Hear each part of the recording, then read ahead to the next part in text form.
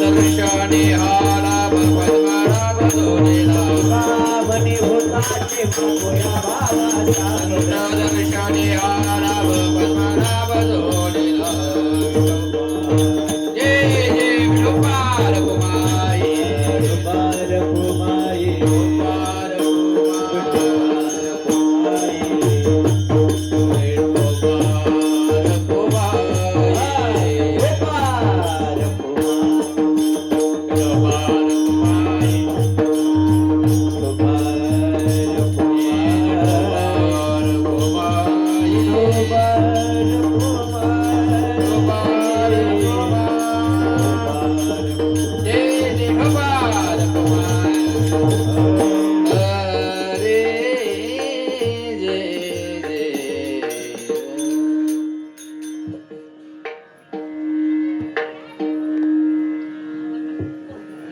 रामकृष्ण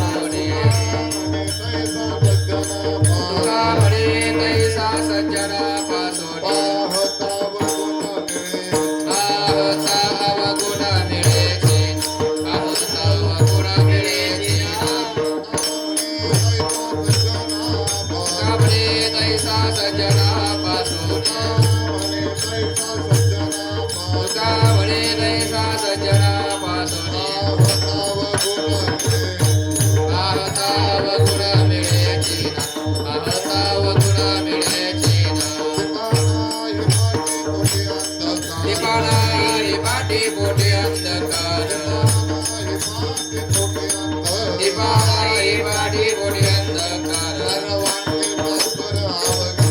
सर्वांगे सागर वगे फूल सर्वांगे सागर वगे फूल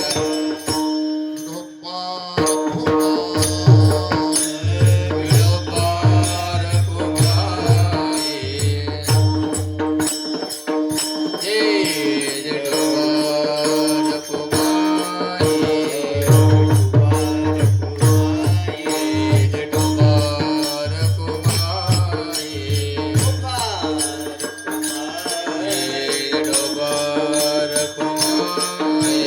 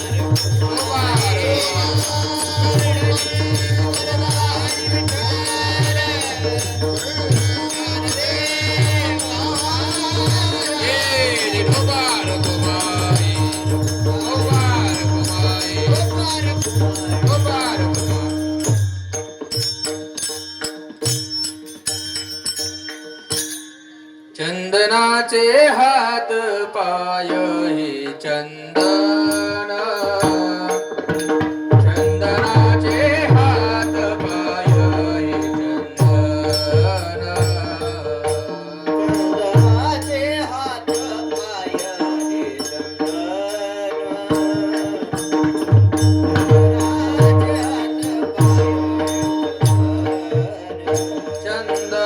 चंदनाचे हात पाय हे चंदन चंदनाचे हात पाय हे चंदन चंदनाचे हात पाय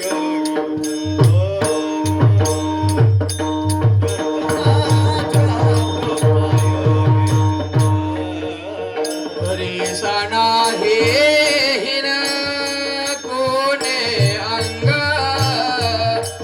परिसना हे हिन कोणे अंग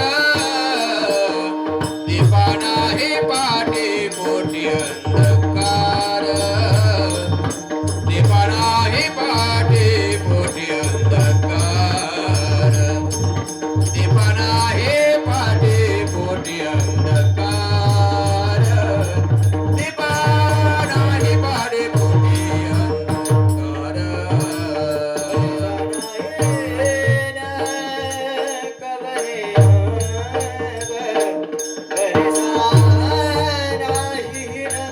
कवने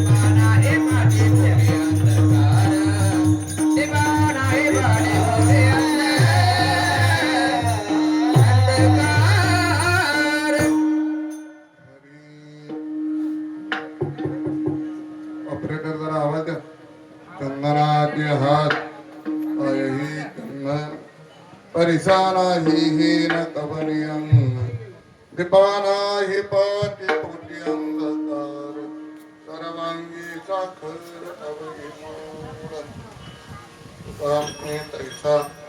तुका म्हणे तैसा सज्जनापासून पाहता अवगुण मिळे ना कृपाना हि पाटी पोटी अंधकार सर्वांगी साखर अवघी समचरण सरोजवं सान्द्रनीलाबुधावं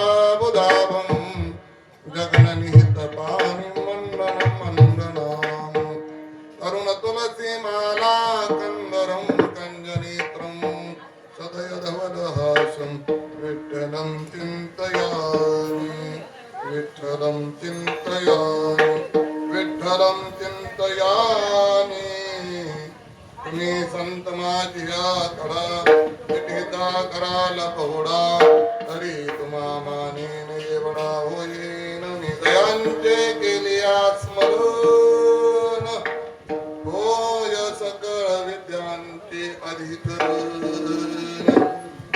ते बंधू श्री चरण श्री गुरूंचे ते नमस्कारून आता चंदनाचे हात पाये हे चंदन परिसाला हे कमलिकं दीपाना हि पाटी पोटी अंधकार सर्वांगी साखर अवघी गोड समुपस्थित सुजन्यवा प्रस्तुत प्राप्त प्रसंगी प्राप्त स्थळी कीर्तन रूपिणी सेवे कीर्त आणि वडिला भंग महान भक्त वैराग्य शिरोमणी आनंद कृपा सिंधू साधू श्रीनाथ श्री तुकाराम महाराज अत्यंत महत्वाचा आणि अत्यंत प्रसिद्ध असा अभंग चिंतन सेवे करता घेतलेला आहे. प्रतिपाद्य अभंगामध्ये तुकाराम महाराज भगवत भक्ताची लक्षणं करतात. संत कसे असतात या भूतलावरती आणि त्यांची सिद्धता करण्याकरता आपल्याला कळावं म्हणून काही दृष्टांत या अभंगामध्ये तुकोबराय देतात आणि शेवट सिद्धांत करताना असं म्हणतात या जगतामध्ये ज्यांचं संपूर्ण जीवन सज्जनपणानं वागण्यामध्ये गेले ते खरे संत आहेत. तुका म्हणे तैसा सज्जनापासून पाहता अवगुण मिळेची ना. मग ते कसे असतात बुवा, त्यांना ओळखायचं कसं, त्यांना ओळखण्याची काही खूण आहे का, आणि त्या खुणा सांगण्याकरता तुकोबारायांनी 2-3 दृष्टांत या अभंगामध्ये दिलेले आहेत. या जगाचा जर आपण विचार केला तर या जगतामध्ये लोक दिसायला सगळी सारखे आहेत, पण कोण कोणत्या अधिकारात हे मात्र आपल्याला समजत नाही. आणि म्हणून ओ आजीबाई, ओ मावशी, बोलायचं नाही. कीर्तन हे नुसतं आपलं एक वाव वाचतो काहीतरी सांगतो ना आपण ऐकाय आलोय एवढं कीर्तन होत नाही. कीर्तन हा विधी आहे. विधी म्हणजे काय? पुरुष मंडळी ऐका जरा कान देऊन. तुम्ही जसं एखादा ब्राह्मण बोलवता, मगाशी मला वाटतंय ब्राह्मण येऊन गेले असतील आधी विधी करून, बरोबर ना, पिंड वगैरे पूजन करून. ब्राह्मणाला तो जसं मंत्र म्हणतो आणि त्याला जेवढा आपण गांभीर्याने घेतो तेवढं कीर्तनाला घेतलं पाहिजे. कीर्तन म्हणजे उगाच आपलं कुठला तरी बुवा बोलवला, 4-2 प्रकारे बोलवले ते करून घेतलं मोकळं झालं असं नाही. बरं, हा विधी घरात केलेला विधी फक्त यजमानांकरता मालका करता, पण कीर्तनामध्ये बसलेल्या सगळ्यांकरता विधी म्हणजे आपलं हे कीर्तन. विधीमध्ये जर ब्राह्मणाकडून थोडं उलट सुलट झालं, एखादा मंत्र म्हणताना चुकला तर तुकाराम महाराज म्हणतात मंत्र तरी थोडा तरी धडची होय वेडा. त्या विधीमध्ये मंत्र उच्चारण करताना नुसतं उच्चारण करताना मंत्र चुकला, चांगला माणूस वेडा होतो. तसा हा सुद्धा विधी आहे बरं का. या विधीमध्ये काही अटी काही शर्ती, यामध्ये थोडं इकडे तिकडे झालं पुण्य नाही, पण आपल्याला त्याचा दोष लागल्याशिवाय राहत नाही. आणि म्हणून कीर्तनाला थोडं लोकांनी गांभीर्याने घेतलं पाहिजे. एक चांगली गोष्ट आहे. कोणती चांगली गोष्ट आहे? अलीकडच्या काळामध्ये लोकांची भावना अशी व्हायला लागली की श्राद्ध असलं तर कीर्तन घेतलं पाहिजे, पुण्यतिथी असली तर कीर्तन घेतलं पाहिजे. आमच्याकडे 14वेला कीर्तन करण्याची पद्धत आहे. जगात एकच माध्यम मंडळी आहे का असं आहे की ते दोन्ही ठिकाणी चालतं. दोन्ही ठिकाणी म्हणजे कुठं कीर्तन असं माध्यम आहे ते सुखातही चालतं आणि दुःखातही चालतं. कीर्तन हे वाढदिवसालाही चालतं, बारशालाही चालतं आणि कीर्तन हे तिसऱ्यालाही चालतं. एवढंच काय, परंतु जर वारकरी मेला तर त्या वारकरीची प्रेत यात्रा सुद्धा कशाने नेली जाते? भजन. भजन असं आहे जगात एक माध्यम असं आहे जगतामध्ये ते सर्व ठिकाणी चालतं, सुखातही चालतं आणि दुःखात. तुम्ही बारशाला भजन ठेवा, बरोबर आहे. बारशाला नाहीच भजन जमलं तर आली तरी त्यांची यंग या तरुण मंडळी बारशाला डीजे लावतात. तोच डीजे तुम्ही माहिती लावाल का? अरे नाही, पण माहिती पुढे भजनही चालतंय आणि बारशाला भजन चालतंय. सगळीकडं विठ्ठलाचं चिंतन सुखातही चालतं आणि दुःखातही चालतं. महाराज वर्णन करतात, विठ्ठल सुखा विठ्ठल दुःखा तुकया मुखा विठ्ठलाने ऐका. खर तर धर्मशास्त्र असं सांगतं, प्रत्येकानं आपापल्या वडिलांची आई वडिलांची पुण्यतिथी केलीच पाहिजे. लावला बरं काही केली पाहिजे असं नाही. काही गोष्टी जीवाला करणंच आहे आणि काही गोष्टी केल्या तरी ठीक, नाही केल्या तरी ठीक. आता जर आपण या जगात बघितलं, लोकांच्याकडे बघितलं, आमच्याकडे बरेच माणसं येते, महाराज सगळं बरं होतं, महाराज कधी आम्ही कोणाच्या वाळक्या पातळीवर पाहिजे, पण आमचं बरं व्हायला तयार नाही. मी त्यांना विचारलं की घरात देवांची पूजा कोण करतं? नाही म्हणजे पोरं ठोरं करते, ती कोणीतरी पाणी घालतं. वडिलांचं श्राद्ध घातलं होतं का? घातलं होतं. पुण्यतिथी करता का? नाही करत. 2 वर्ष 3 वर्ष काहीतरी केलं, मग कसं काही तुमचं नीट चालणार? आपण ज्यांचं खातो त्यांचं काहीतरी आपल्याला देणं राहतं. बरं, आम्हाला तुम्ही इथं बोलवलं, आम्हाला तुम्ही मोकळं पाठवणार का? नारळ तरी देणार की नाही? का बरं? आम्ही तुमच्याकडे येण्यासाठी कष्ट घेतले ना, आपल्याला वाढवण्याकरता, आपल्याला जन्माला ज्या आई वडिलांनी घातलं त्यांनी आपल्याकरता काहीतरी केलंय ना. आपण त्यांच्या ऋणातून उतराय होण्याकरता आपल्याला सगळ्यात मोठा पर्वकाळ कोणता असेल, नका जाऊ पंढरपूरला एकदा, नका जाऊ आणखीन कोणत्या तीर्थाला, पण भागवतकार चिंतन करताना असं सांगतात, सर्व पुरुषांच्या जीवनात सगळ्यात मोठी पवित्र वेळ कोणती असेल तर आपल्या आई वडिलांच्या पुण्यतिथीचा दिवस. पुरुषाशी पर्वकाळ जन्मात जोडे एक वेळ, माता पित्याचा अंतकाळ धर्माची वेळ अति पवित्र. धर्माची सगळ्यात अत्यंत पवित्र वेळ कोणती असेल? ज्या तिथीला आपल्या आई आणि वडील जातात ना, त्या तिथीला आपण त्यांचं स्मरण केलं पाहिजे. स्मरण करायचं म्हणजे करायचं काय हो? नुसतं त्यांचं स्मरण करायचं नाही, भजन केलं पाहिजे. काहीतरी त्या तिथीला त्यांच्या नावाने आपण पुण्यकर्म केलं पाहिजे. फायदा असा होतो, आपण जर आता हे वैकुंठवासी तात्यामा बहिरू शेळके, खरं तर एवढं मोठं व्यक्तिमत्व, तुम्ही माझं परम भाग्य समजेन अशोक महाराज. जगात काही माणसं दिसायला खूप साधे, खूप साधे, आणि एक म्हण आहे आपली गावठी, दिसतं तसं असतं मस्त. आणि खरं सांगा ना तुम्ही मला, माझ्या सेत आपल्याला हिरा ओळखता येतो का? चमकलेला दिसला की आम्ही त्याला हिरा म्हणू, पण खऱ्या हिऱ्याची पारख आपल्याला होत. हिरा ओळखण्याकरता त्याला नजर आहे ना जवाहिराची पाहिजे. कोणाची नजर पाहिजे? जवाहिराची. डोळा पडलेला कोणाला कळतो?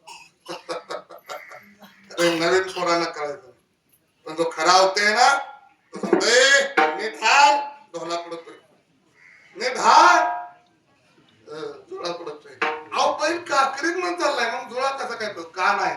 कशाला कान आहे? कशाला कान आहे? पुरीला कान आहे. आता हे आम्हाला फक्त आमचंच कान माहित आहे. आणि आता ट्रॅक्टरमुळे कुठला कान कळायचं आणि कुठलं काय करायचं त्यातला तज्ञ असला पाहिजे. जगामध्ये माणसं सगळी सारखी दिसायला मी सुरुवातीलाच म्हणतो, पण हे जे आजोबा आहेत ना, खूप मोठं व्यक्ती, खूप मोठं. म्हणजे तुम्ही मला यांच्या पुण्यस्मरणाला कीर्तनाला बोलवलं म्हणून मी यांना मोठं म्हणतोय असं नाही. मी परवा कुठेतरी दिंडी त्यांचं नाव काढलं. मला हे खूप दादासाठी खूप दिवसापूर्वी गोष्ट कळाली की यांच्या कुटुंबामध्ये कुणीतरी एका इसमानं आपल्या संसारात करत असताना काहीतरी पैसे, काहीतरी आपण कमवतो त्यातलं धर्माकरता ठेवलं पाहिजे. कुठं देणगी दिले नसेल, पण त्याने ते 2 रुपये 4 रुपये 1 आणे 2 आणे करून साठवून ठेवले. मला वाटतं ते पैसे 1-2 पिढ्यात आहेत, बरोबर ना? आणि खरंच आहे बरं का, धर्मशास्त्राचं सांगतं प्रत्येक मनुष्याला हिंदू धर्मातल्या आपण जे कमवतो त्यातला 10वा हिस्सा देवाला देणंच आहे. तुम्ही मला नाही दिलं तर काय होईल? काळजी करू नका. आपण जे कमावतो त्यातला जर 10 हिस्सा आपण देवा करता धर्मा करता नाही खर्च केला तर त्याच्यावर तिघे जण सत्ता करतात. कोण तिघे इथे? नंबर 1 आजारपण. नंबर 2 जर आपण संपत्तीतला काही हिस्सा देवा करता दिला नाही तर ती संपत्ती अग्नी जाळून टाकतो. आणि नंबर 3 जर आजारपणातून वाचला अग्नीतून वाचला तर चोरांची धन. आणि म्हणून आपल्या हिश्श्यातला 10वा हिस्सा आपण देवाला दिला. तुम्ही 100 रुपये कमवता ना 10 रुपये देवाकरता काढून ठेवले. 1000 रुपये कमवता 100 रुपये देवाकरता काढून ठेवले. वर्षाचं तुमचं प्रॉफिट 10 लाख आहे. लाखो रुपये देवाला घालवलं की काय बिघडतंय? आणि नाही जर घालवलं अटॅक आला तर एकदम 5 लाख जाते. पुन्हा पण घेणार. एवढं यांच्याकडे शानपण असेल या जुन्या माणसांना सांगा ना तुम्ही. त्यांनी त्या काळामध्ये पूर्वीच्या काळामध्ये सगळं मिळत होते पण पैसे बघायला मिळत होते. खरं आहे का नाही? जुने माणसं आम्हाला अशी म्हणायची महाराज 1 रुपया आम्हाला कोणाच्या चाका एवढा दिसायचा. बैलगाडीच्या चाका एवढा दिसायचा. काय काय 1 रुपया तो बघायलाच मिळत नाही. त्याही वेळी 1 रुपया दिसत नव्हता आणि आताही रुपया दिसायला राहिला. आता सगळ्या मोठ्या मोठ्या झाल्या. आणि अशा काळामध्ये या बाबांनी यांच्या कुटुंबातल्या काही मंडळींनी एक एक एक एक एक पैसा करून जतन करून ठेवला. परिणाम असा आपल्या त्यांचं अख्खं आयुष्य भगवान ज्योतिबाची सेवा करण्यात येईल. खरं सांगू का जीवनात सगळं काही मिळेल हो पण देवाची सेवा मिळणं लय अवघड आहे महाराज. लय म्हणजे लय अवघड. तुम्हाला असं काही समजू नका नोकरी लागणं अवघड आहे. सोपं आहे. बायको मिळणं त्याहून सोपं आहे. पैसा मिळणं त्याहून अधिक सोपं आहे. संसारातल्या सगळ्या गोष्टी सोप्या आहेत मंडळी. जगात 2च गोष्टी अवघड आहेत. कोणत्या 2? नंबर 1 साधूची भेट होणं अवघड आणि नंबर 2 देवाची सेवा होणं त्याहून कठीण आहे. साधूची भेट अवघड आहे हो ना. बहुअवघड आहे संत भेटे अवघड आहे संत भेटे. बहु अवघड आहे संत भेटे. अवघड आहे संत भेटे. परी जग जे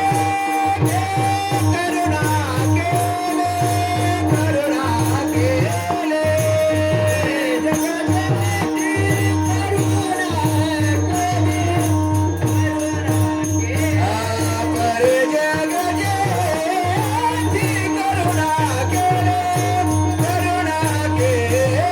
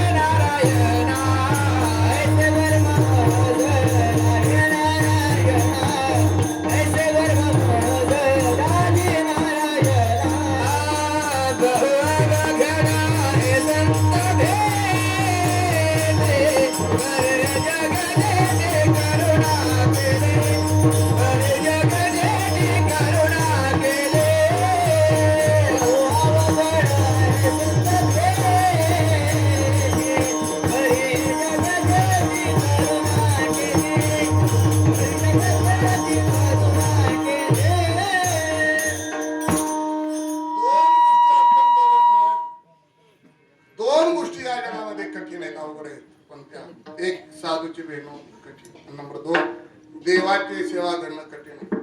तुम्हाला काय वाटतं देवाची सेवा करणं एवढं सोपं आहे का? कुणालाही देवाची सेवा करते का? देवाची सेवा करण्याकरता लय पुण्य करावं लागतं गड्या. लय पुण्य पाहिजे. ऐका आता पापामुळे जीवाला संसार आवडतो आणि पुण्यामुळे देव आवडतो. कुणालाही देव आवडत नाही. देव आवडण्याकरता पुण्य लागतं. बहुतांश कृतांची जोडी म्हणून विठ्ठल आवडी. लय पुण्य पाहिजे. नुसतं देवाच्या पायावर डोकं ठेवण्याकरता सुद्धा पुण्य पाहिजे. अगदी सोपं सांगतो तुम्हाला, जवळच आणि चालूतलं सांगतो. कीर्तन हे काम पुण्याचं आहे का पापाचं आहे? सांगा, बोला बोला आजीबाई. कीर्तन पापाचं आहे का पुण्याचं आहे? पुण्याचं आहे. सांगा तुम्ही, कीर्तनात बसणं पुण्य का पाप? मी बोलतो ते कळतंय ना? पुण्य आहे की नाही? पुण्य. कीर्तनाच्या मंडपात बसणं पुण्य का पाप? बोला की. तमाशाच्या मंडपात बसणं पाप का पुण्य? पाप आहे. कीर्तनाच्या मंडपात बसणं पुण्य आहे. बसते ती का माणसं? बसते ती का? एवढा अवघड आहे ते, कुणालाही मंडप नाही मिळत मला. आता चला, मंडपात बसणं पुण्य. मंडपात बसलेले कीर्तनात टाळी वाजवणं पुण्य का पाप? पुण्य आहे का नाही? पण वाजती का टाळी आमच्याकडं? नाही ना, इतका अवघड आहे ते. टाळे वाजवणे हे पुण्य, ह्या सगळ्या गोष्टी करायला पुण्य लागतं बरं का. चला पुढं, कीर्तनात बसल्यानंतर भजन करणं पुण्य का पाप? बोला की. पुण्य पण होतंय का आमच्याकडे? बोवाला पुन्हा पुन्हा सांगावं लागतं, टाळी वाजवा, टाळी वाजवा. तोंडाने म्हणा आणि म्हणत, इतका अवघड आहे. देवाची सेवा काही सहज आहे? सगळं जमून आलं तरी सुद्धा तोंडात देवाचं नाव येईल असं. आता ऐका, कधी कधी देवाचं नाव हे तोंडात येतं कीर्तनात, पण ज्याचं नाव आम्ही घेतोय किंवा आम्हाला समोर दिसत ते अवघड. आणि रोज देवाला पाणी घालायचं भाग्य कुणाला लाभल सांगा? कुणाला लाभेल? किती पुण्य करावं लागेल? लय पुण्य करायला पाहिजे. या बाबांचं खरंच मोठं. ही जागा घेत असताना मला असं ऐकायला मिळालं, त्या काळामध्ये काहीतरी झालं होतं. ती जागा देणारे किंवा घेणारे या दोघांच्या मध्ये व्यवहारावरून असेल, आणखी काही शब्द पाळण्यावरून असेल, काहीतरी मागं पुढे चाललं होतं. मी आता ते विसरलं सगळं, मला जसं आठवत नाही. 4-2 महिन्यापूर्वी मी ते ऐकलं. पण ज्योतिबानी देणाऱ्यांना अशी काही प्रचिती घडवून दिली की त्यांना ती जागा देणं भाग पडलं. कोणती जागा? कोणती जागा? मंदिराजवळ आपल्याला मंदिरासाठी जागा कमी पडत. हे सगळं सामर्थ्य, खरं सांगू का, धाडस करा तुम्ही एकदा. धाडस कशाचं धाडस करा? आपला भार देवावर घालायचा धाडस करा. लोकांचा भार आपल्यावर घ्यायचा. आपला भार कुणावर घालायचा? आपला भार कुणावर घालायचा? देवा. खरं सांगा तुम्ही, देव आपला भार पेलू शकतो का? काय वाटतंय तुम्हाला? मुख्य आहेत का काही इथली माणसं? ऐकू येते ना तुम्हाला? येते. खरं सांगा, देव आपला भार पेलू शकतो का? पेलू शकतो. अहो, तो जगाचा भार पेलतो, तो आपला भार पेलायला काय अवघड आहे? आपलं धाडस होतंय का त्याच्यावर भार घालायचं? या माणसाने त्याच्यावर आपला भार घातला. परिणाम आहे का? यांची जी इच्छा आहे ती त्याला पूर्ण करावी लागली. कोणाला? ज्योतिबा. आपलं भक्ताचं असं वैभव आहे महाराज, त्याच्या मनात नुसती येऊ द्या. तुकोबराय वर्णन करता, चिंतिल्या रोकडे मनोरथ. त्याच्या मनात आलं ना तर तो जाणतो न सांगता कडे अंतरी गुरु. आता तुझे लाग तुझ देवा. जो कोणी देवाचा भक्त होतो ना, त्याचा आणि देवाचं नातं असं होतं. महाराज म्हणले, जसं बाईच्या अंगावरच जर लुगडं फाटलं तर त्याची लाज कुणाला? बायकोच्या अंगावरच लुगडं फाटलं तर लाज कुणाला? बायकोला का नवऱ्याला? मालकाला ना. तुका म्हणे नग्न भाज तरी ते लाज स्वामीशी. तिच्या मालकाला जशी लाज असते, आपल्या भक्ताच्या मनात ती इच्छा जर पूर्ण नाही झाली तर ती त्याला लाज असते. आणि तो आपली लाज कधी जाऊ देत? साधाव या भक्ती का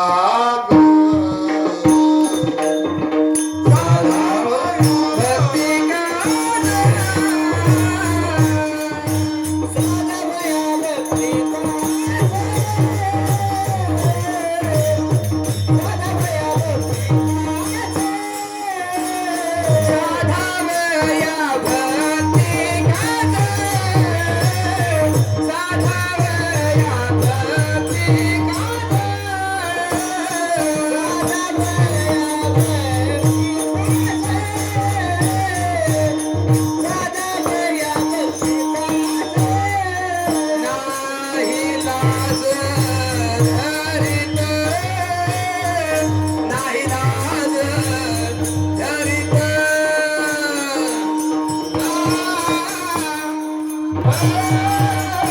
ऐसियासे बुवा वारीस आल्यानंतर आपलं तेवढं बघा.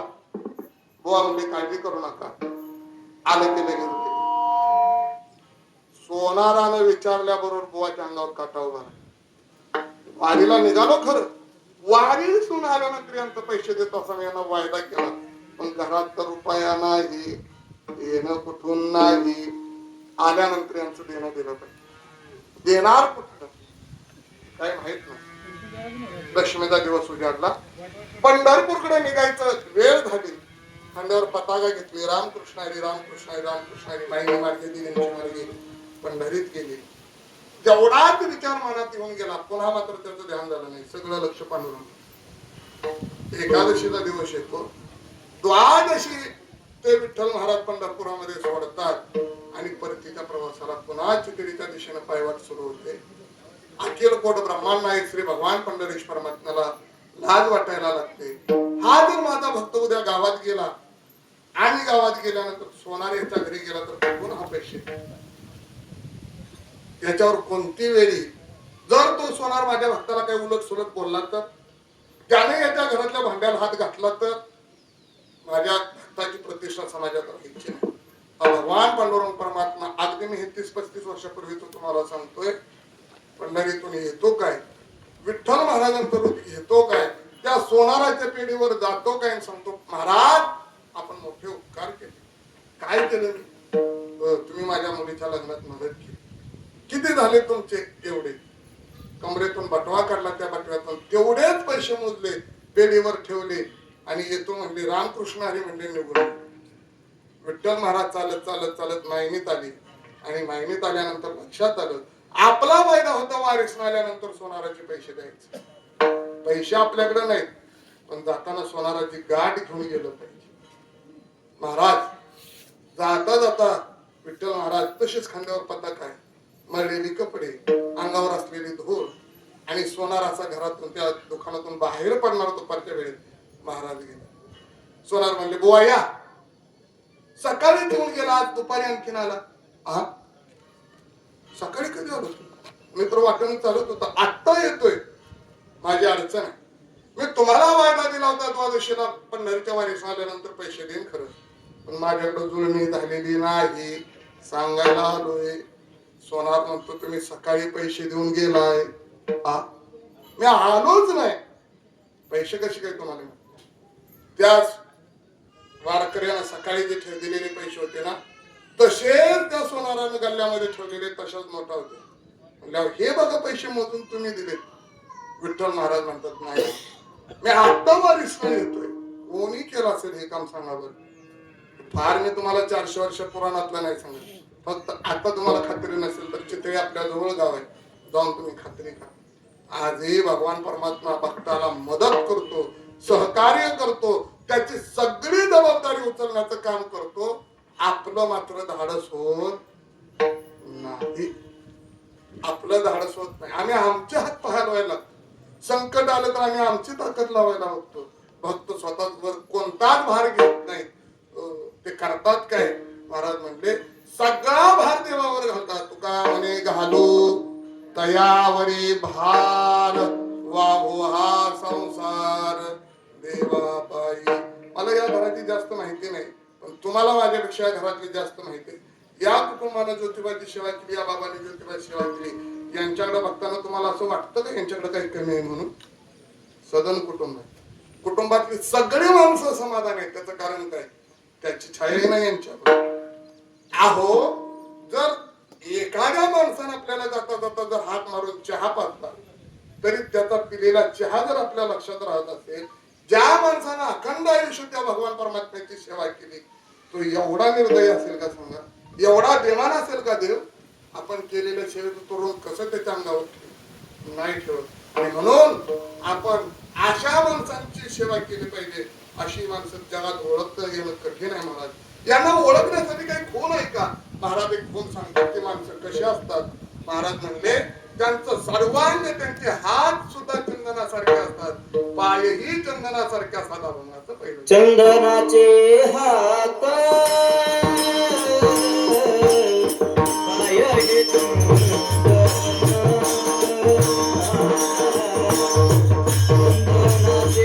हात पाय चंदनाचे हात पाय हे चंदन चंदनाचे हात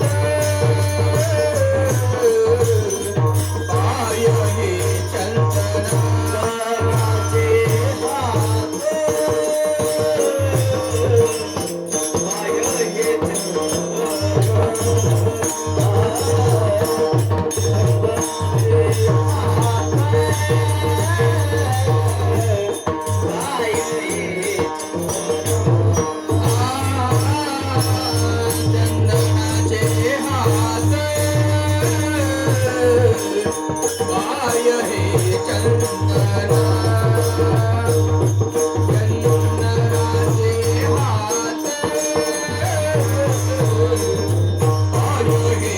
हात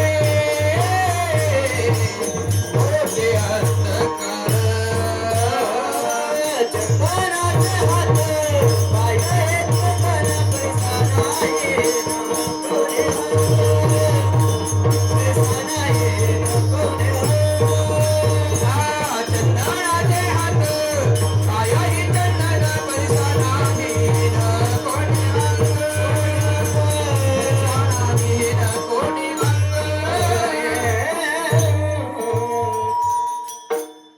जगामध्ये एक वर्ग असेल महाराज, तो दिसतो माणसांसारखा पण असत नाही माणसांसारखा. कोणासारखा असतो तो देवासारखा असतो.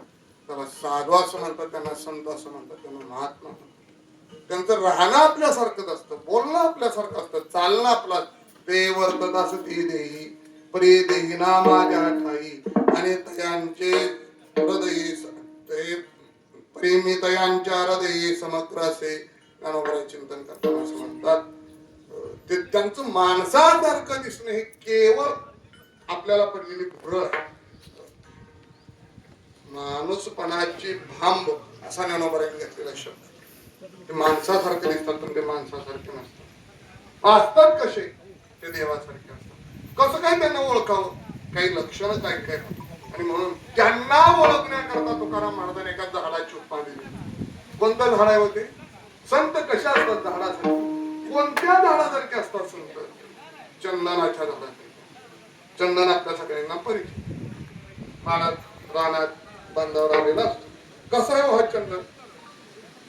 जास्त झाडं चंदनाची दिसत. बाबळीची झाडं जास्त का चंदनाची झाडं जास्त? आंब्याची झाडं जास्त का चंदनाची झाडे जास्त? आंब्याची.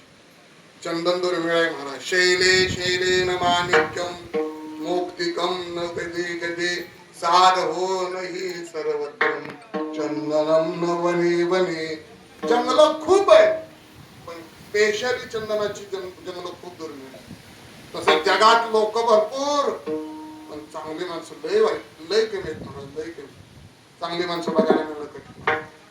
असा कोणी माणूस आम्हाला बघायला भेटावा की ज्याचं दर्शन झाल्याबरोबर आमच्या अंगावर मुंग्या येतात, ज्याचं दर्शन झाल्याबरोबर आमच्या बुद्धीमध्ये लक्क प्रकाश पडावा आणि आम्हाला असं वाटावं मी करतोय ते चुकतंय माझं. तो साधू आहे. चंदन जसं सगळीकडे नाही ना महाराज, तसा हा संत महात्मा सगळीकडे तुम्हाला बघायला भेटायचा नाही. लाखात एखादा, कोठ्यात एखादा असतो तो. मनुष्यानां सहस्रेषु कश्चिदपि सिद्धये यततामपि सिद्धान् मां कश्चिन् मां वेत्ति तत्त्वतः. ज्ञानोबांनी खाली गोड चिंतन केलं. माऊली म्हणतात असते त्या महापुरी निगताती कोटीवरी परिप्राप्तीच्या पहिलं तरी उपायला असा एखादाच विरळ असतो. विरळ ऐसा कोणी तुका त्याशी लोटन. फार विरळ माणसं आहेत. चंदन दुर्मिळ आहे तसे हे संत दुर्मिळ आहेत म्हणून यांना चंदनाची. अजून चंदनामध्ये कोणता गुण आहे? चंदनात सगळ्यात चांगला गुण कुठला गुण? चंदन हा सुवासिक आहे. चंदनाचा वास येतो. तुम्ही म्हणाल या माणसांचा वास येतो का? काय म्हणतात चंदन हे ओळखला जातो. चंदनाचा गुण असा आहे जिथं चंदनाचं झाड आहे ना तिथला सगळा परिसर मंगलमय चंदन. हे महात्मे तिथं जातील तिथं गप्प बसत नाही. जे येत असते उभे ठेवले सदा प्रेम सुख झाले आणि काही उद्धरिले महादोषी चंदन. चंदनाच्या भोवतालचा परिसर जसा काही महाराज मंगलमय असतो, संत महात्मे ज्या ठिकाणी राहतात त्या ठिकाणचा सगळा परिसर भक्तिमय असतो. म्हणून यांना चंदनाची उपमा. चला पुढे. अजून महाराज चंदनाची उपमा सांगताना का देतात? त्याचं सगळ्यात महत्वाचं कारण चंदनात एक अत्यंत श्रेष्ठ गुण आहे. कोणता चंदनाकडे गुण आहे मोठा? चंदनाकडे मलयागिरी नावाचं चंदन आहे. तो चंदन जर तुम्ही उगळला आणि गोड तेलाच्या कढईला जर उकळी आणली, उकळी गोड तेल खळ खळ खळ खळ खळ उकळायला लागलं आणि मलयागिरी नावाचा चंदनाचा एक थेंब जर तुम्ही उकळू त्या उकळत्या कढईत टाकला उकळून बर्फागत थंड पडतं. काय ते जे उकळणार तेल आहे ना, खळ खळ खळ उकळणार, त्या तेलामध्ये एकच थेंब चंदनाचा टाका मलयागिरीचा उगाळून ते उकळलेलं तेल खाल्लं जाळ जरी चालू असला तरी थंड पडतं. ते सामर्थ्य चंदनाचं आहे. तुमच्या माझ्यासारखी माणसं काही कमी उकाळलेले आहेत का? कायम आपली थोबाड वाकडीच आहेत. कमी त्रास आहे आपल्याला. मला एक जणांना दादासाहेब परवा प्रश्न विचारला, महाराज लग्न झालेल्या बायका ओळखणं सोपं आहे. म्हणलं कसं काय रे बाबा? म्हणलं तिच्यावर कपाळाला कुंकू असते, गळ्यात मंगळसूत्र असते, पायात जोडवे असतात आणि एवढ्या 2-3 गोष्टी दिसतात पण. आणि तिच्या पायात जोडवे समजून जायचं त्या बाईचं लग्न झालंय. जिच्या पायामध्ये जोडवं नाही, जिच्या गळ्यात डोरलं नाही, कपाळाला टिकली नाही, समजायचं हिचं अजून लग्न झालेलं. सोपं आहे की नाही? बायकांचं लग्न झालेलं ओळखायचं. गड्याचं लग्न झालंय का नाही ओळखायचं कसं सांगायचं? पण त्याला काही कुकू लावलेलं नसतं, त्याच्या पायात काही जोडवं घालत नाही, कसं गड्याने ओळखायचं लग्न झालं नाही? काय काळजी करतोय? गड्या सोपं आहे. ज्या गड्याचा चेहरा पडलाय समजून जा हे झालंय. मी का तुम्हाला हे सांगायला लागलो? चंदन उकळलेलं तेल शांत करतो. तुम्ही आम्ही सगळे उकळलेला आहोत, अनेक त्रासाने तप्त झालेलो आहोत. पण संत करतात काय? 3 प्रकारचा ताप आहे आपल्या मागं. कुठला कुठला? एक मलेरिया, डेंगू, हा ताप नाही. ऐकून ठेवा. आदिदैविक, आदिभौतिक आणि आध्यात्मिक. अरे सगळं कठीण आहे. काही गोष्टी आपल्या ध्यानात नसते, मनात नसते, पण येऊन पुढे उभ्या. आजारी पडावं कुणाला वाटतं का? नाही वाटत, पण आपण आजारी पडतो. ऍक्सिडेंट व्हावं असं कोणाला वाटत नाही, पण झाल्याशिवाय राहत. ज्ञानोबांनी त्यासाठी ओळी केली बरं का. पावले म्हणतात रोग काय रोगिया आवडे दारिद्र्य दरिद्रिया. गरिबी कुणाला आवडते सांगा ना त्यांना. म्हणून जगात गरीब माणसं नाहीत का? येते का म्हणून येतं याच कारण आहे आदिभौतिकता. काही इच्छा नसताना गोष्टी आपल्या पुढे उभ्या राहतात.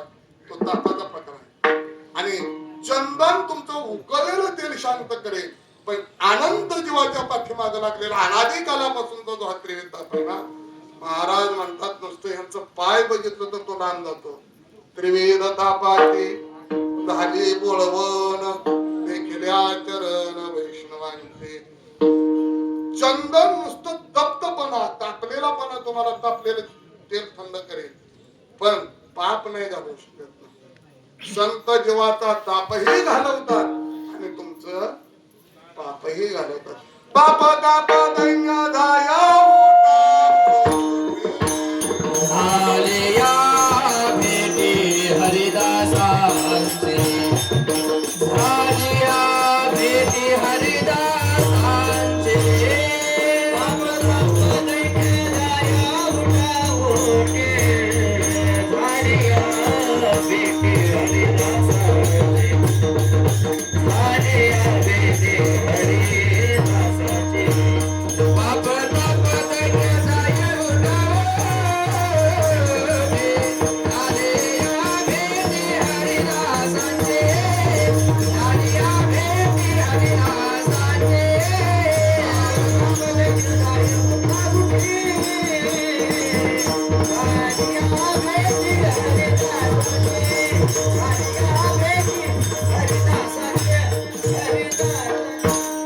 चंदन तेलाला शांत करतो आणि संत महात्मे आपल्याला शांत करतात म्हणून संतांना चंदनाची उपमा. चला पुढे शेवट सांगतो. अजून हा चंदन काय करतो? चंदनाचा सगळ्यात मोठा गुण आहे का म्हणून या संतांना माझ्या एका झाडाची उपमा दिली असेल हो? चंदनाचा सगळ्यात मोठा गुण आहे का? चंदनाच्या भोवती जी झाडं असतात ना, खात्री करून ना, आपल्याकडे कुणाच्या ना कुणातरी शेतावर एखादं चंदनाचं झाड असेल, त्या चंदनाच्या झाडाच्या बाजूला जर एखादं बोरीचं झाड उगवलं, त्या चंदनाच्या झाडाच्या बाजूला एखादं लिंबाचं झाड उगवलं. लिंब कसं आहे? कडू. बोर कशी आहे? काटेरी आहे. बरं ती नुसती एकसारखी काटे नाहीत, त्याला दोन प्रकारचे असतात ना. एक असा उभा आणि दुसरा आडवा, वय असा वाकडा असतो. ज्ञानोबाने त्या बोरीचं वर्णन केलं. गोवी गेली आज बळी, जगटली अंग फाडी, फळे तरी आत पोकळी मोरांडी देशी. तो वाकडा काट आपल्याला अडकवतो आणि उभा काटा टोचायला. अगदी काही बोरीचं फार महत्व नाही, काही त्याचा लाकूड फाटा होताच्या कामाला येत नाही. बोर एवढं मोठं काही विशाल वृक्ष होत नाही त्या बोरीचा. बसा बसा बसा, बिन बोलता बसा, पटकन बसा, वेळ झालेली. एकूण हे बोरीचं झाड फार कामाचं नाही. लिंब कडू आहे, बोर काटेरी आहे, पण ते दोघांना उगवताना कुठं उगवली? कीर्तनात, चंदनाच्या झाडाच्या पासून. काय फायदा? ए मावशी, ए काका, बोलू नका मला. काय होतं? चंदनाच्या शेजारी उगवल्यामुळं तो चंदन त्या झाडांवर आपला प्रभाव टाकायला लागतो. प्रभाव टाकतो म्हणजे काय? महाराज म्हणतात चंदनाच्या भोवतीची झाड, चंदन जसं सुवासिक आहे ना, तसा त्या झाडांना तो आपला वास द्यायला लागतो आणि ते झाडही तो वास घेतात. आश्चर्य असं होतं महाराज, कोणीतरी तो चंदन तोडणारा माणूस येतो आणि चंदनाचं झाड गुडक्यातनं तोडून येतो. तुमच्या माझ्यासारखा एखादा फिरस्ती येतो, त्याला चंदनाचा वास बघतो. चंदन दिसत नाही, पण चंदनाचा वास कसा काय येतो? त्या बोरीच्या झाडाला लावून नाक लावून त्यातनं वास येतो. त्या लिंबाच्या झाडाला नाक लावून बघतो, त्यातनं वास यायला लागतो. ऐका, तो लाकूड तोडत असतो, लाकडं तोडतो, त्याच्या अंगावरची साल काढली जाते, बारीक बारीक त्याचे तुकडे करतो आणि बाजारामध्ये चंदन म्हणून विकायला नेतो. कुणी ऑब्जेक्शनही घेत नाही. का घेत नाही? कुणाला संशय येत नाही. ते लाकडाचा जर तुकडा नाकाला लावला तर कशासारखा वास येतो? आता ऐक, तुकोबराय म्हणतात चंदनाने बोरी, चंदन आपल्या शेजारच्या आपल्यासारखं करतो म्हणतात. एवढंच महिन्याला बऱ्या वर्णन करतात. कडू असणारा तो लिंब, पण तेही निर्जीव देवाच्या निडळे बैसणे केले. माणसं बाजारात चंदन म्हणून ती लाकडाचे, बोरीचे आणि लिंबाचे तुकडे नेतात.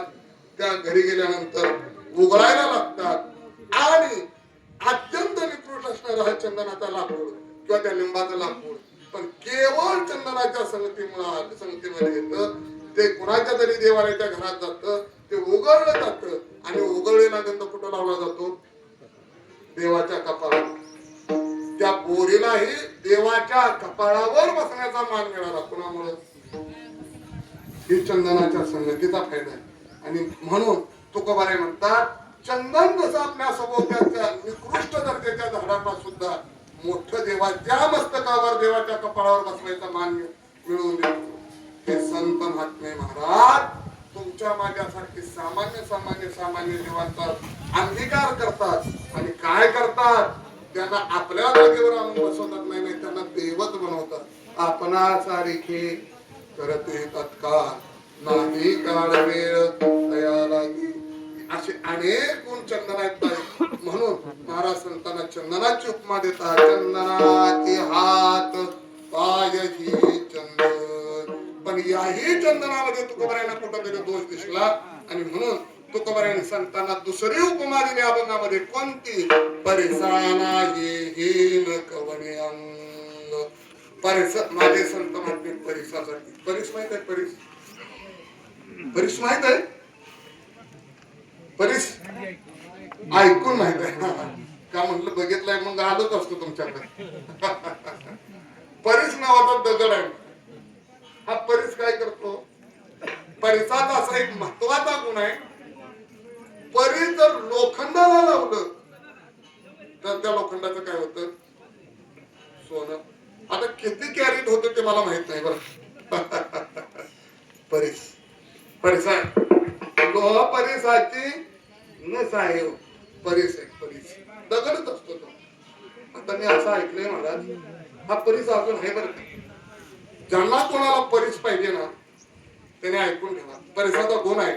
लोखंडाला परिस लागला की लोखंडाचं मग ते कितीही मोठं लोखंड असतं, कोणत्याही कंपनीत असू दे, किती जुना असू द्या नाहीतर नवा असू द्या, नुसतं ते लोखंडाला लागला पाहिजे. पण किती जड असू द्या.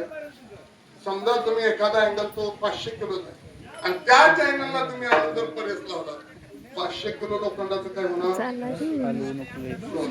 किती चांगला आहे. ज्याला कोणाला परिस पाहिजे असेल कीर्तन झालं माहिती झाली घ्या मला त्याला पटतो नाही आणायचं काम परिस. लोखंडाचं सोनं करण्याचं काम जसं परिस करतो ना महाराज, तुम्ही आम्ही लोखंडा जड जातोय. तुमच्या माझ्यासारखे जे या जगातले जड किंवा आहेत ना त्यांच्या आयुष्यात सोनं करण्याचं काम संत करतात. आता ऐका झालंय कीर्तन काय करतात ते? सुत्या परिसाची आणि लोखंडाची गाठ पडली. मावशी बसा बसा बसा बसा इकडे एक तिथे जरा वर यायला वाट ठेवा म्हणजे पुन्हा अडचण होणार. आपण चिंतन असं करत आहोत. परिस लोखंडाचं सोनं करतो. काय झालं? कुणाला तरी ही बातमी कळा. त्यानंतर परिसाने दिसलं लोखंड लावायचं. दिसलं लोखंड लावायचं. सगळ्या लोखंडाचं तो काय करत गेला? काय करत गेला? सोनं झाला. असं लोखंडाला काळजी वाटायला काय या परिसरात तुकाराम मुंडेंच्या सारखी मोहीम उघडली काय कळायला तयार नाही. दिसलं की धाड, दिसलं की धाडच टाकते. या परिसरानं लोखंड शिल्लक ठेवायला तयार नाही. त्या लोखंडाची सगळ्यांची मीटिंग बसली. मग त्यामध्ये लोखंडाचे आयरन असेल, लोखंडाचा घन असेल, लोखंडाची हातोडी असेल, ह्या सगळ्या लोखंडी वस्तूंची मीटिंग घेतली. सांगितलं ऐका, जर लोखंड नावाची जात वाचवायची असेल तर या परिसराचा बंदोबस्त करावा लागेल. पक्कड होती लोखंडी. मी काळजी करू नका मी घेते. पुतना औषध झाली ना ती मी त्याला पकडले. ठीक आहे म्हणते. तो हातोडा उठला म्हणला काळजी करू नका त्याचा तुकडं करायचं काम माझं. आयरन म्हणजे हरकत नाही माझ्या पाठाने उठवून खुशाल मारा मला काही अडचण नाही. त्या पकडीनं परिस धरला. हातोड्याचे ते घणानं वर आयरणीवर ठेवला आणि हातोडा आणि तो घड वर्ण मार द्यायला लागला. कोणाला? आता तुम्ही मला सांगा लोखंडाचं सोनं करणं चांगलं का वाईट? बोला ना. चांगलं आहे की नाही? जर समजा तुम्हाला 1 किलोभर लोखंडात सोनं करून मिळलं तर नको म्हणणार आणि हात वर करा. 1,35,000 का 40,000 जर किलोभर मिळलं तर कोण नको नाही. माणसं म्हणतील हे बुवा जाऊनच देऊ नका हे तर राहू दे. एवढं सोनं होणं चांगलं आहे. पण त्या पकडीने त्या परिसराला आयरनवर धरलं. वर्ण धनाचे ठोके लागले. आता ऐका ना, जसा पकडीनं त्या परिसराला स्पर्श केला काय झालं? पकडीत जो हातोडा परिसराला मारण्याकरता आला त्याचा हातोड्याचा स्पर्श झाला. हातोड्याचं काय झालं? सोनं. त्या आयरनीनं त्या परिसराला मारण्याकरता आपली पाठाण दिली. त्या आयरनीचं काय झालं? संत महात्म्यावर समाजानं आघात केला, त्यांना मारण्याचा प्रयत्न केला. परीस जसा त्या लोखंडावर रुसत नाही आणि त्याचंही सोनं करतो जे आपल्याला मारायला आलेले आहे. संत महात्मे साधू पुरुष या जगाने जरी त्यांच्यावर अन्याय केला तरी ते त्यांचं आहे चिंतन करत ज्ञानोबरायांना मधुकरी मागून या समाजानं माझ्या तुकोबरायांची गावात धिंड करावी.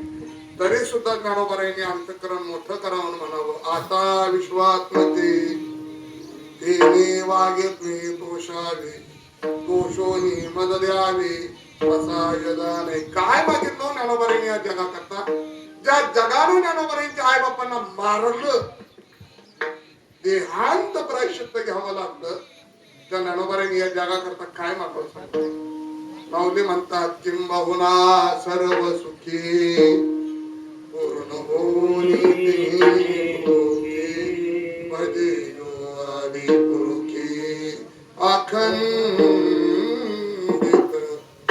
एवढा जरी जगाला त्रास दिला, जसं पकडीनं हातोड्यानं आयरनीनं त्या परिसाच्या विरोधात कट केला तरी परीस जसं त्यांचं सोनं करायचं थांबत नाही. ज्ञानोबरायांच्या या संतांना कितीही जगानं त्रास दिला तरी जगाचं कल्याणच व्हावं ही त्यांची भावना असते. म्हणून तुकोबराय संतांना परिसाची उपमा देतात.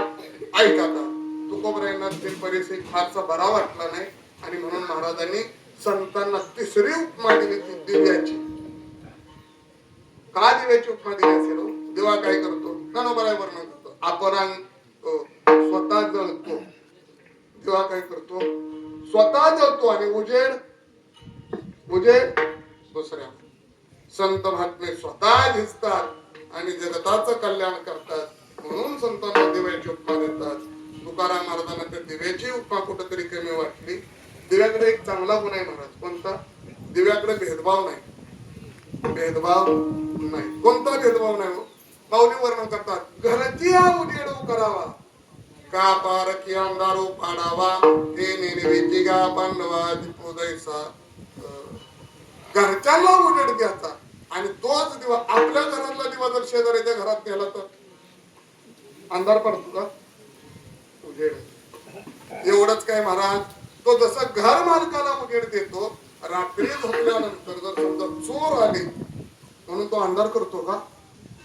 चोराला सुद्धा तोच उजेड, तोच घरात उजेड आणि तोच शेजाऱ्यांना. दिवा जसा कुठे भेद करत नाही तसे संत महात्मे महाराज जगामध्ये भेद करत नाही, जाती भेद करत नाही, संत लिंग भेद करत नाही, संत सृष्टी भेद करत नाही.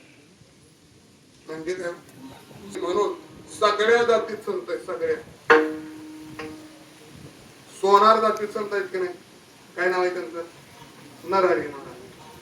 न्हावी समाजात संत आहेत की नाही? काय नाव आहे त्यांचं? सेना महाराज. माळी समाजात संत आहेत की नाही? चौथा महाराज. तांबार समाजात संत आहेत की नाही? रोहिदास. धनगर समाजात संत आहेत का? बाळू मामा. त्यांच्यापेक्षा चांगलं नाव सांगतो तुम्हाला. अर्थात मला मामांना कमी म्हणायचं नाही. मारुती महाराज कानेगावकर ऐकून असलं तर बघा युट्यूबला सर्च करून. लय मोठं महात्मा आहे महाराज, लय मोठं. संभाजी महाराज आपले कोल्हापूरचे राजे. आता मंदिराचं काम चालू आहे कानेगाव मध्ये माखणीला. 51 लाख रुपये देणगी दिली. किती? 51 लाख. मारुती महाराज कानेगाव. कधी घडलं तर जाऊन या तिथून. लय मोठा सौदा आहे, लय मोठा. आणि आता गेले ते नुकतेच. एक मला वाटतंय 1997-96 त्यांचा निर्याण. लय मोठा सौदा आहे. लय मोठं संस्थान आहे. हजारो माणसं रोज जेवता येते आणि वारकरी बर मारुती महाराज धनगर समाजाचे एकदम भोळा वारकरी हो. आमच्या वास्करांच्या फडाला वारकरी काम काय करायचं तो वारीत आल्यावर.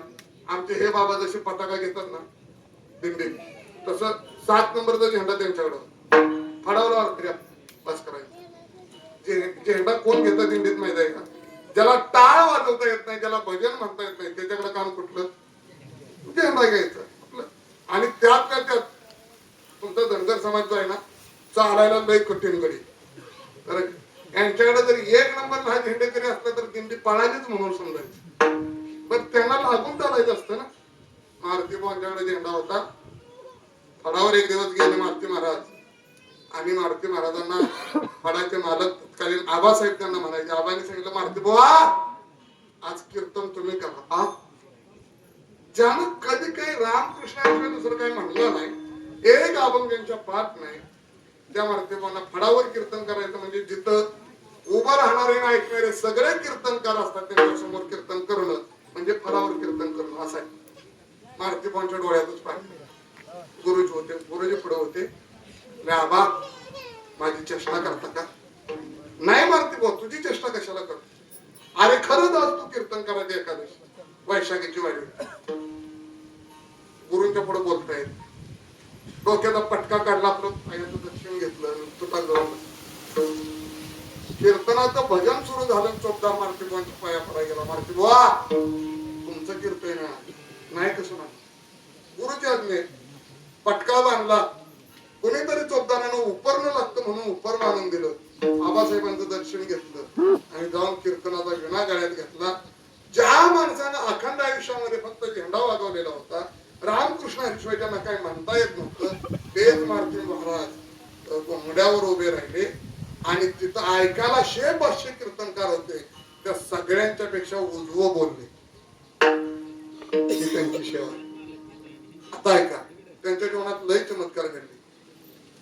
चैत्र वारीला येत होते लातूरवरनं. त्या काळात जुना काळ, एसटीचा प्रवास, मोबाईल नव्हता. एसट्या मोजक्या असायच्या. वारीला यायला निघाली एसटी गच पंढरपूर एकच एसटी ती. कंडक्टरनं डबल मार गाडी पुढे गेली. का तर भरलेली गाडी होती, सगळी स्टँडिंग गाडी. आणि मारुती महाराजांनी हात केला, गाडी थांबली. महाराजांना वाईट वाटत होतं माझी वारी चुकायला करते. वारी चुकवून चालणार नाही. पाय आपल्या पंढरीच्या दिशेने निघाले. एसटी पुढे लय तर 100 मीटर पुढे गेले असेल उभे राहिले. समजायला तयार नाही एसटी का उभे राहिले. कंडक्टरनं पुन्हा 2 बेल मारल्या. ड्रायव्हर पुढे गाडी नेत नाही. माणसानं वाटलं पुढे काहीतरी अडचण आहे म्हणून पुढची माणसं वाकून बघायला लागली काचतनं पुढे काय आहे का. पुढे काही नाही. कंडक्टर विचारतो गाडी जाऊ द्या की. लोक म्हणते ड्रायव्हरांना गाडी जाऊ द्या की. ड्रायव्हर म्हणतो गाडी कशी काय जाईल, काय झालं काय? अहो पुढे दिंडी बघाय की किती मोठे, किती लोकांची गर्दी. ड्रायव्हरला पुढे काय दिसत होतं? दिंडी. लोकांना मोकळा रस्ता दिसायचा. माणसं ड्रायव्हरवर खवाली. अक्कल बिक्कल आहे कुठं दिंडी दिसते. तो म्हणायचा मला पताका दिसत ते ध्यान कसं काय दिसत होतं. कंडक्टर पुढे आला, खात्री केली, रस्ता मोकळा. खरंच साहेब रस्ता मोकळा, चला मारू का माणसं मी. ड्रायव्हर म्हणायला एक त्यामध्ये वारकरी बसलेला होता. म्हणला गाव कुठला आहे हे? म्हणजे माखणी. माखणी मारुती भाऊ आहेत का बघा. मारुती भाऊ हो. ड्रायव्हरला विचारलं हे तर कोणी वारकऱ्यानं हात केला होता का? हो केला होता. गाडी उभी केली का? नाही केली. तुला घेत नाही तर गाडी पुढे जाणार असं. मारुती महाराज चालत चालत आलं. 2-4 माणसं उठले. बुवा पळा लवकर. गाडी अर्धा तास झालं उभी राहिली.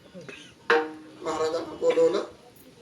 मारुती बुवा एसटीत चढले. एसटीचा दरवाजा लावून घेतला आणि ड्रायव्हरला रस्ता मोकळा दिसला.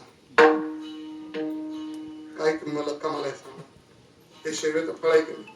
मारुती महाराजांच्या मंदिराचं काम चालू आहे. धनगर समाज निष्ठावंत वारकरी, लय निष्ठावंत वारकरी. त्यांचा नातू आहे वयाच्या 6व्या वर्षापासून कीर्तन करतोय. मारुती महाराजांचा लय मोठा कीर्तनकार आहे महेश महाराज कानेगावकर. मी हे सगळं का सांगितलं तुम्हाला. जसं बरेच भेद करत नाहीत तसे संत आमचे भेद करत नाहीत. कोणते हो माझं घड्याळाकडे लक्ष आहे.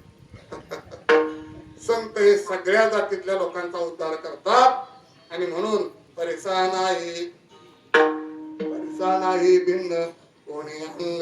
अर्थात हे संत असतात तसे शेवटचा दृष्टांत तुकोबराय देतात. साखरेसारखा संत असतात. साखर कशी आहे? साखर कशी आहे? तिखट आहे, कडू आहे, आंबट आहे? नाही ना, साखर गोड आहे. साखर गोड आहे कळाला, पण कुठल्या अंगानं गोड आहे? खालच्या का वरच्या? उजवीकडून का डावीकडून? काही गोष्टी फक्त अशा आहेत, आपल्याला सांगितलं जातं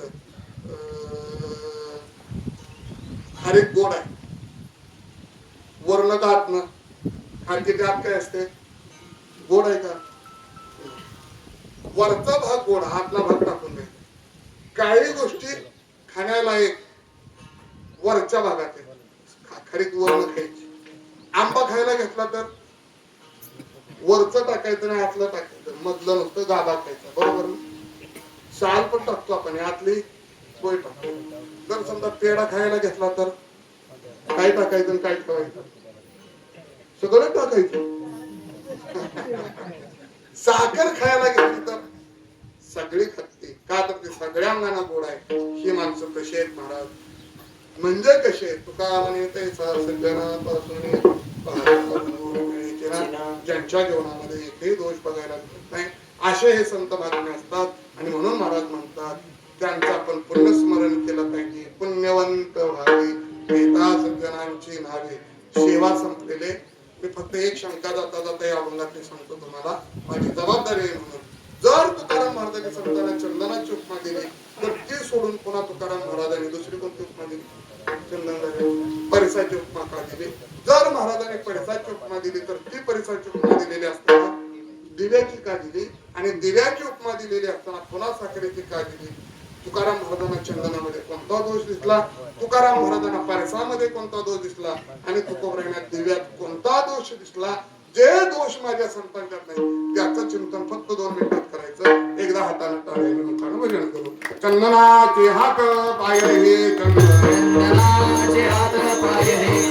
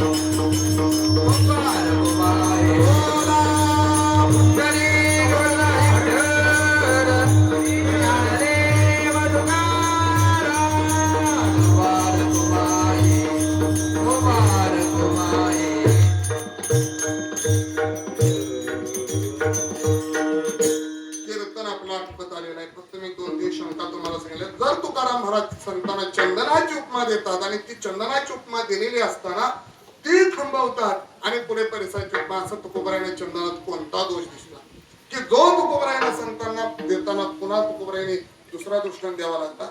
चंदन चांगलं आहे महाराज, मी तुम्हाला मागाशी चंदनाचे खूप चांगले गुण सांगले, पण त्याही चंदनामध्ये एक दोष आहे. कोणता दोष आहे? जिथं जिथं चंदनाचं झाड आहे तिथं सर्प आहे. चंदनाचे गावे सर्पाची वसती भोगिते ते होते रूपांतरी. चंदन म्हणलं की सर्प आपलाच. चंदनाच्या वासानं साप जवळ खातात आणि साप हा आपल्याला अहितकारक आहे.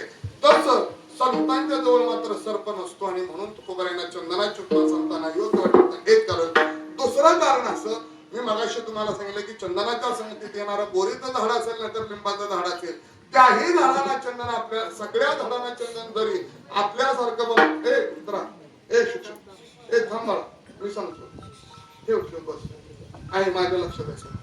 मी ते सगळं नीट करून घेणार आहे, तुम्ही काळजी करू नका. पुरोहिताची जबाबदारी माझी आहे. आता आमचं दिंडीत सगळं नीट होतंय, मग हे तर नीट व्हायला काय झालं. चला, तर चंदन सर्व झाडांना आपल्यासारखं बनवतो, पण एक झाड चंदनाला आपल्यासारखं बनवता येत नाही. कोणतं झाड आहे ते? वेळू. कळप. कणकाला वास येत नाही महाराज, तो कितीही चंदनाच्या जवळ असू द्या. चंदनाचा असर त्याच्यावर नाही. पण माझ्या संत महात्म्यांनी या वेळोला सुद्धा एवढी मोठी जागा दिली. आपल्या ध्वजाची पताकाची काठी कशाची असते? वेळूची. म्हणून चंदनाची उपमा संतांना शोभत नाही, म्हणून परिसाची उपमा द्यावी लागली. महाराज परिस तर लोखंडाचं सोनं करतो, मग आता तुम्ही परिसाची उपमा दिलेली असताना दुसरी उपमा का देता? परिसामध्ये कोणता गुण आहे? महाराज म्हणतात परिस लोखंडाचं सोनं करतो, गोष्ट खरे, पण तोच परिस जर तुम्ही पितळाला लावला किंवा तांब्याच्या धातूला लावला तर सोनं करत नाही. संत महात्मे सगळ्याच सोनं करतात, म्हणून परिसाची उपमा संतांना कमी पडते. म्हणून तुकोबाराय पुन्हा तिसरी उपमा देतात दिव्याची. दिव्यासारखे संत आहेत, स्वतः जळतात, जगताचं कल्याण करतात. ते सगळं दिवा स्वतः जळतो, जगाला प्रकाश देतो. दिव्याकडे भेदभाव नाही. सगळं खरं असलं तरी दिव्याखाली अंधार हा दोष आहे. तसं संतांकडे तो अंधार नाही महाराज. आणि म्हणून तुकोबाराय संतांना चंदन दिव्याची उपमा कमी वाटते. आणि शेवटची उपमा देतात तुकोबाराय, ज्या उपमेमध्ये कोणताच दोष दिसत नाही. साखर साखर सर्वांगाने गोड आहे. संत महात्मे हे सर्वांगाने गोड आहे. तुका म्हणे आम्ही अवघेची गोड. संत हे गोड आहेत महाराज. आणि म्हणून तुकोबाराय शेवटची उपमा देतात, कृपाना हे पाटी, म्हणजे तुम्ही संत कसे आहात? तर महाराज म्हणतात तुका म्हणे तैसा सज्जनापासून पाहता अवगुण मिळेची ना. ज्यांच्या जीवनामध्ये एकही अवगुण बघायला मिळत नाही त्याला संत म्हणा. कीर्तन सेवा संपलेली आहे. आज आपल्या या ठिकाणी जे कीर्तन आहे ते वैकुंठवासी तात्याबाबा हिरू शेळके यांच्या प्रथम पुण्यस्मरण तृतीय वा तिसरं पुण्यस्मरण आहे. आणि या तिसऱ्या पुण्यस्मरणाच्या निमित्तानं मी मगाशी बोललो कीर्तनामध्ये, खरंच हे एक मोठं व्यक्तिमत्व आपल्या दृष्टीनं. संसारातल्या लोकांना त्यांचं किती महत्व असेल आम्हाला माहित नाही, पण मी माझा आज परमभाग्य असं समजतो, ज्या माणसानं अखंड आयुष्य ईश्वर सेवेमध्ये घालवलं तो माणूस खरंच पुण्यात्मा आहे. आणि म्हणूनच त्यांचं तिसऱ्यांदा पुण्यस्मरण आलं का? जर कारण मागची पिढी तीच पुण्यवान असते. शुद्ध बीजा पोटी घरातल्यांना आपलं वर्ष श्राद्ध करण्यासारखं आपण वागा, आपले पुण्यतिथी व्हावी असं आपण राहा. आपलं सुद्धा पुण्यस्मरण आपल्या पश्चात झालं पाहिजे. माणूस मोठा कधी ओळखावा सांगू का तुम्हाला? साधू जाना मरणी आणि शूर जाना रणी. खरा शूर तो जो रणांगणामध्ये कसली वेळ आली. माझे प्रभू देशपांड्याने एकट्याने खिंड लढवली हो, पाठ दाखवली नाही. प्रसंगी मरण पत्करतो तो शूर आहे. आणि साधू माणूस चांगला कशावरून ओळखावा? त्याच्या मरणावरून. म्हणजे ऐका, असं माणसानं जगावं. आपण गेल्यानंतर आपली घरची रडली पाहिजे, आपल्या शेजारची रडली पाहिजे, आपला गाव आपल्यासाठी रडला पाहिजे, आपली पंचक्रोश आपल्यासाठी रडली पाहिजे. एवढंच काही आपला तालुका आपल्यासाठी रडला पाहिजे, आपला जिल्हा आपल्यासाठी रडला पाहिजे, आपलं राज्य आपल्यासाठी रडलं पाहिजे. नाही नाही महाराज, अवघ्या देशानं आपला शोक पत्करला पाहिजे आणि 3 दिवसाचा शोक जाहीर केला पाहिजे. असं जीवन उंचीत आपलं असलं पाहिजे. माझे ज्ञानोबाराय ज्या तिथीला गेली ती तिथे आहे कार्तिक मध्य त्रयोदशी. ज्ञानोबाराय ज्या तिथीला गेलेला अवघं विश्व स्तब्ध झालं महाराज. आणि सगळ्या विश्वाच्या डोळ्यामध्ये पाणी होतं. महाराज वर्णन करतात, नदीची या माशा घातले माजवन तैशे जलबन कादबले. नदीमध्ये तुम्ही चिमटभर भाकरी कुस्करून टाका, त्या माशांची जशी लही होते ना, ज्ञानोबाराय गेल्यानंतर अवघं विश्व त्या माशागत तडपडत. आपलं झाड असं असावर आपली प्रेत यात्रा निघाली ना, तर शेवटच्या टोकाचा माणूस दिसू नये आणि पुढच्याही टोकाचा माणूस दिसू नये, ही इतकी आपली ख्याती व्हावी. आणि असं जीवन जगण्याकरता आपल्याला अवगुण रहित सज्जनाचं जीवन जगावं लागेल. आणि मग आपल्याला निरोप देण्याकरता स्वतः भगवान परमात्मा येतो. गोबराय म्हणतात पाहुणे घराशी आले आले ऋषी. स्वतः देव आपल्याला मिळतो. मंडळी, जीवनामध्ये काही मिळवायचं नाही, सगळं इथंच राहणार आहे ना. जाताना फक्त आपण जे कर्म करणार त्या कर्माचे भोग आपल्या बरोबर सुटत नाहीत. म्हणून आता तरी डोळे उघडा, आता उघडे डोळे, जरी अद्यापे नाकडे मातेची आखोळे दगडाला पोटाशी. आपलं पुण्यस्मरण व्हावं.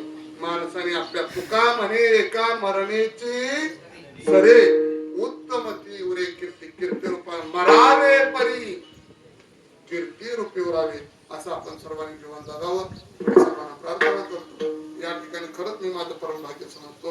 अशा एका चांगल्या महात्म्याच्या पुण्यस्मरणाची सेवा माझे मित्र श्री हरिभक्तीपरायण अशोक महाराज यांच्यामुळे मला प्राप्त झाली. कडेवाडी ग्रामस्थांनी माझा काही तसा फार गौरव नाही होय. तुकडेवाडीतला पहिला बुवा ओळखीचा झाला असेल तर तुम्ही कुर्ल्याला यांनी मला बोलवलं दारास वगैरे आता येतो.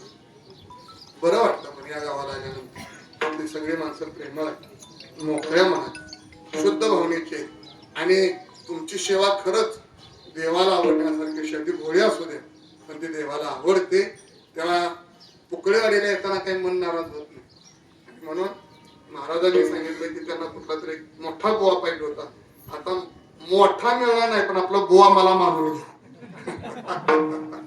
अशी तुम्हाला विनंती करतो. आणि झालेली वेळी आपली सेवा तुम्हाला सकल संत सज्जन मायबापांच्या चरणी अर्पण करतो. शेतीच्या निमित्तानं ज्यांनी आळंदी क्षेत्रामध्ये राहून 4-5 वर्ष वारकरी शिक्षण जगातली सगळ्यात मोठी वारकऱ्यांची शिक्षण संस्था आहे तिचं नाव आहे जोग महाराज वारकरी शिक्षण आळंदी. तिथं राहून विद्याभ्यास घेतला ते आमचे श्री हरिभक्तीपरायण अभि महाराज इटकी त्यांचं गाव आहे. आणि ते इथं आले गप्प बसले नाही. मला आळंदी जाऊन शिकावं लागलं.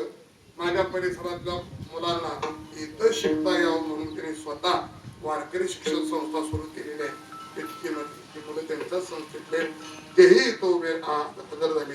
त्यांचं दर्शन घेतो. उत्तम असे माऊली महाराज आंबवडेकर आणि माझे मित्र श्री अशोक महाराज या सगळ्यांचं दर्शन घेतो. विनेकरी बाबांचं दर्शन घेतो. तुम्हा सकल संत सज्जन मायबापांचं दर्शन घेऊन शेवेला पूर्णविराम ना तरी तुमचे धर्म कीर्तन सिद्धी नेले एक माझे जीवरले तुला वाटायला घ्या.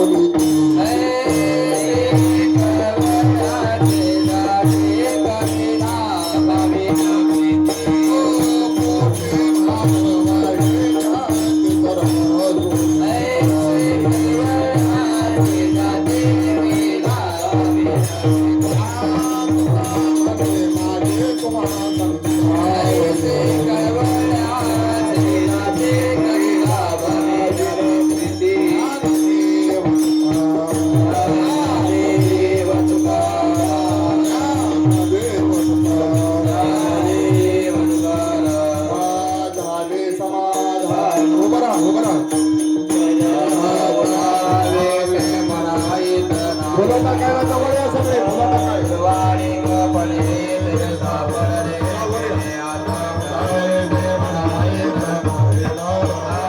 तुका म्हणे भोग गेला निवारला से मनाईत नाही करोने आरती चक्रपाणी हो आरती आदि पुराणे नाव पहाओ सकळा पुण्यवंत तुम्ही बाळा आदि पुराणे नाव सगळ्यकाळ हे तुका वाहे टाळे वासने जवळे आदि पुराणे नाव रे मास प्रेमारती गोविंदा देव भारती प्रौढाने बुद्धा भारती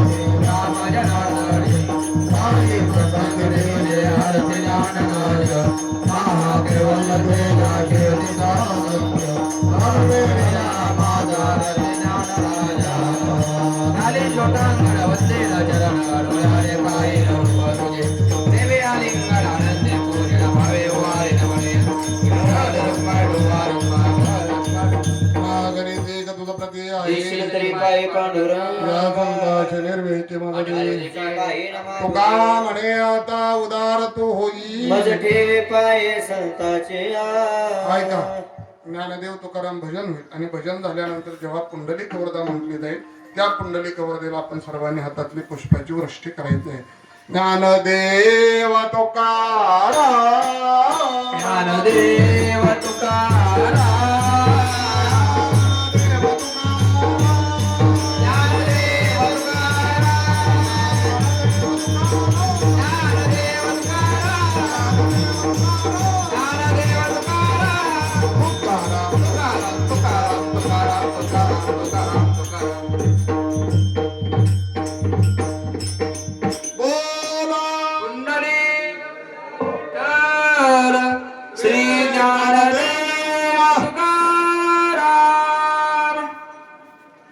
दादा साहेब